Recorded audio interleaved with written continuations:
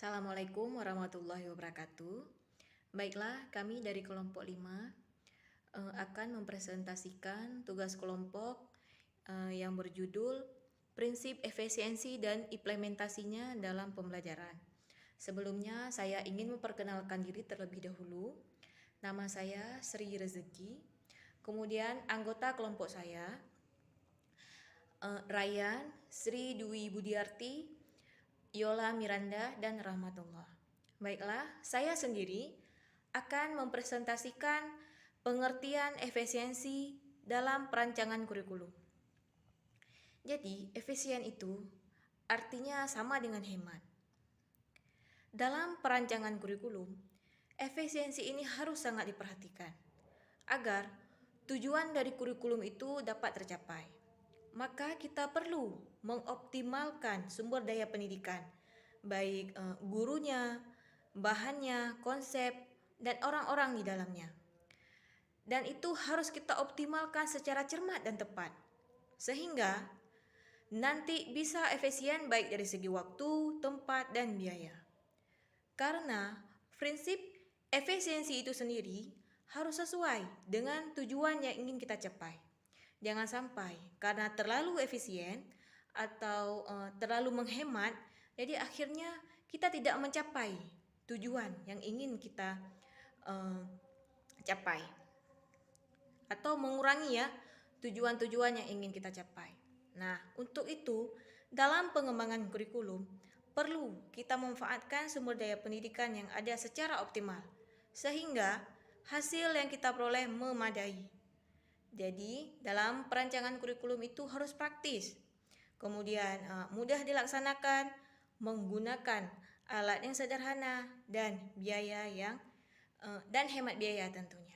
Nah, di sini dapat saya simpulkan bahwa efisiensi itu sendiri adalah menghemat atau bagaimana kita sendiri ini memanfaatkan sumber daya, gurunya, bahannya, konsep, atau orang di dalamnya kita maksimalkan seoptimal mungkin, sehingga apapun tujuan yang ingin kita capai itu bisa kita capai bersama. Mungkin itu yang dapat saya sampaikan. Untuk pembahasan selanjutnya akan dilanjutkan oleh rekan saya Rahmatullah. Kemudian poin berikutnya yaitu faktor penunjang efisiensi dalam pembelajaran, yaitu ada dua. Yang pertama faktor eksternal. Yang dimaksud dengan faktor eksternal ini yaitu yang berkaitan dengan fisiologis dan psikologis peserta didik. Yang mana di situ adalah yang ada pada diri siswa atau yang ada pada dalam diri peserta didik itu sendiri. Nah, yang kedua faktor eksternal yaitu yang berkaitan dengan lingkungan dan materi pembelajaran yang diajarkan. Yang mana di situ adalah sesuatu hal yang pembelajaran yang bisa didapatkan atau dilihat oleh peserta didik ini dari faktor masyarakat maupun dari faktor mungkin teman sebaya atau faktor di dalam ruangan pendidikan gitu. Itulah yang dimaksud dengan faktor penunjang efisiensi dalam pembelajaran. Nah, kemudian akan dilanjutkan oleh saudari Yola. Kepada saudari Yola saya persilahkan dengan segala hormat. Terima kasih. Nah, kemudian saya akan melanjutkan presentasi saya mengenai implementasi prinsip efisiensi dalam pembelajaran. Yang pertama adalah pengembangan program. Contohnya di sini yaitu perancangan program tahunan dan program semesteran BK itu dirancang pada awal tahun ajaran baru berdasarkan asesmen kebutuhan. Nah, di sini sebelum melakukan layanan bimbingan dan konseling di sekolah, maka guru BK seharusnya melakukan need assessment di sekolahnya. Nah, biasanya need assessment ini dilakukan pada awal tahun ajaran baru. Dengan dilakukannya pada awal tahun ajaran baru, maka ini sangat efisien dalam segi waktu. Dikarenakan awal tahun ajaran baru di situ siswa masih baru dalam di sekolah, tahun ajaran baru di sekolah. Nah, kemudian dari hasil asesmen itu dibuatlah program-program bimbingan dan konseling yang akan dilaksanakan setahun ke depan melalui program semesteran dan program tahunan. Dan di situ juga akan ditetapkan tanggal-tanggal atau hari-hari apa saja yang akan dilakukan bimbingan konseling, sehingga di sini guru BK mempunyai patokan terhadap apa yang akan diberikan pada siswanya. Nah, kemudian ada pelaksanaan pembelajaran. Contohnya, penyampaian materi fokus pada tujuan inti yang ingin dicapai menggunakan media pembelajaran yang sesuai dan kreatif sehingga membuat siswa tertarik mengikuti pembelajaran tersebut melalui berbagai media, baik melalui video, poster, dan gambar pembelajaran. Nah, misalkan di sini kita berbicara tentang pelajaran kimia yang mempunyai tujuan agar siswa ini mengetahui bagaimana cara pembuatan sabun. Kemudian dari pihak sekolah ini atau pihak guru menyediakan media atau alat-alat yang digunakan dalam pembuatan sabun, sehingga di sini siswa akan lebih tertarik dalam mengikuti prakteknya sehingga pelaksanaan pembelajaran akan berjalan dengan baik dan mencapai tujuan yang diharapkan. Kemudian jika kita berbicara di dalam BK, maka selanjutnya dalam melaksanakan layanan, misalnya layanan bimbingan klasikal tentang kebersihan, tentang kedisiplinan.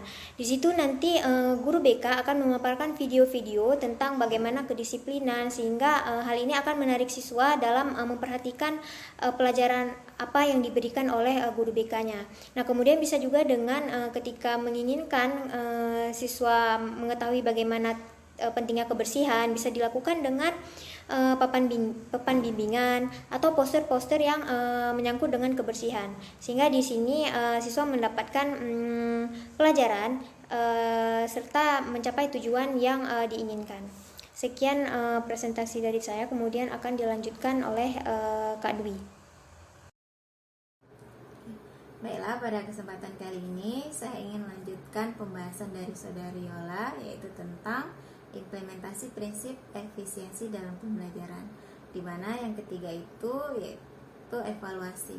Nah, evaluasi sendiri itu dilaksanakan sepanjang pelaksanaan kurikulum, baik itu kurikulum tahunan, semesteran, dan harian sesuai dengan program yang sudah dirancang. Nah, untuk BK sendiri, evaluasi itu dilaksanakan setelah melakukan layanan, baik itu layanan klasikal atau bimbingan kelompok, bahkan layanan konseling individual. Nah, untuk guru bidang studi, prinsip efisiensi ini dapat dilakukan di saat evaluasi sumatif. Contohnya di akhir semester, sekolah itu melakukan proses ujian dengan berbasis komputer. Jadi tidak ada lagi print soal, print lembar jawaban. Jadi semua sudah tersedia di dalam komputer. Jadi pelaksanaan ujian bisa lebih hemat dan lebih efektif waktunya. Nah, saya ingin menambahkan tentang prinsip efisiensi dalam pembelajaran, yaitu pelaksanaan pembelajaran sendiri.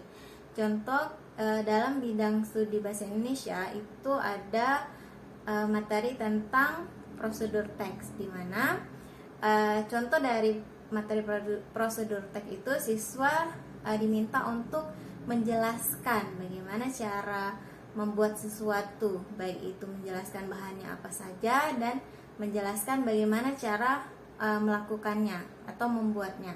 Nah, untuk lebih efisien, siswa bisa mengambil contoh-contoh yang gampang, yang bisa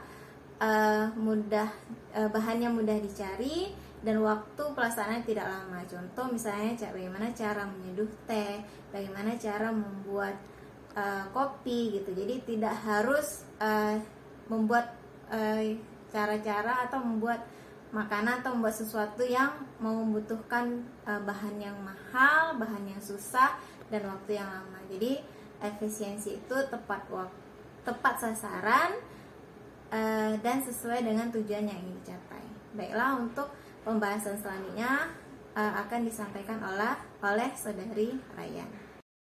Baiklah, saya Rayan akan melanjutkan presentasi tentang rumusan prinsip efisiensi kurikulum di SMP 1 Negeri Banda Aceh. Prinsip yang pertama, kurikulum BK dibuat menyesuaikan dengan hasil need assessment peserta didik. Mengapa? Karena nantinya kurikulum pembelajaran itu mudah dipahami dan mudah dikerjakan bagi guru yang bersangkutan maupun peserta didik.